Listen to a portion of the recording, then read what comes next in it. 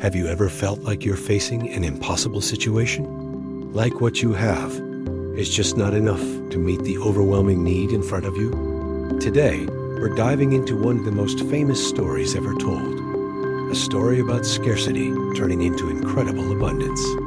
It's the miracle of the feeding of the 5,000. A divine banquet that teaches us profound lessons about faith, compassion, and the power of the impossible. Imagine this scene. A vast crowd, thousands of people, have followed Jesus to a remote place. They've been listening to his teachings all day, captivated. As evening approaches, a practical problem arises.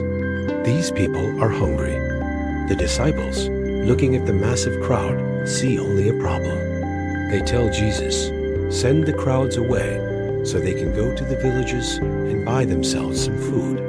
Their solution is logical, practical, but limited. They're thinking in terms of what they can't do. But Jesus operates on a different level. He turns to them and says something that must have sounded crazy. They do not need to go away. You give them something to eat. Can you feel the disciples' shock? Them? Feed this entire sea of people? Philip, one of the disciples, does the math. He points out that even 8 months' wages wouldn't be enough to give everyone just one bite. They are completely overwhelmed by the scale of the problem. This is where the story gets really interesting. Jesus asks, "What do you have?" It's a pivotal question. Andrew, another disciple, pipes up almost apologetically. "Here is a boy with 5 small barley loaves and 2 small fish, but how far will they go among so many? 5 loaves and 2 fish. It's next to nothing. A kid's lunch. In the face of 5,000 hungry men, not to mention women and children, it's laughable. It represents our own limited resources, our small talents, our seemingly insignificant. But Jesus doesn't see limitation. He sees potential. He takes what little is offered. He takes the 5 loaves and 2 fish. And then he does something simple yet profound. He looks up to heaven, gives thanks, and breaks the bread. This act of gratitude is key. He thanks God for what he has, not what he lacks. He blesses the little that is available, trusting that it will be enough. Then the miracle unfolds. He gives the food to the disciples, and the disciples distribute it to the people, and everyone eats. Not just a small bite, but as much as they wanted. They are completely satisfied. The hunger that seemed like an insurmountable problem just moments before is gone. The scarcity has been transformed into a feast of abundance, a true divine banquet. But the story doesn't end there.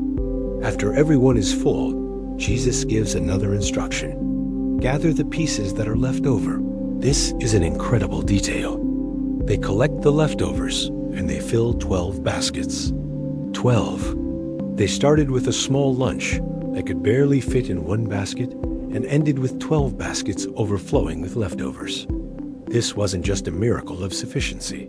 It was a miracle of overwhelming, extravagant abundance. The leftovers were more than what they started with. So what does this ancient story mean for us today? It shows us that when we face our own crowds of problems, whether it is in our finances, our relationships, our careers, or our health, our first instinct might be to focus on what we lack. We see the size of the problem and the smallness of our resources, and we feel helpless. But Jesus invites us to a different perspective. He asks, "What do you have?" He encourages us to bring our 5 loaves and 2 fish, our small efforts, our limited abilities, our simple faith, and offer them to him. The story teaches us that what we see as insignificant, God can see as the seed of a miracle. It's a powerful reminder that our focus shouldn't be on the size of our resources, but on the greatness of the one we bring them to. It's about surrendering our logic of scarcity and embracing a faith in divine abundance. When we give what we have, no matter how small, and trust in a power greater than our own, we open the door for miracles. We might just find that not only are the needs met, but there are 12 baskets of blessings left over. Thanks so much for watching and exploring this incredible story with me. If this message resonated with you, hit that like button and subscribe for more content that dives deep into timeless wisdom. I'd love to hear your thoughts in the comments below. See you in the next video.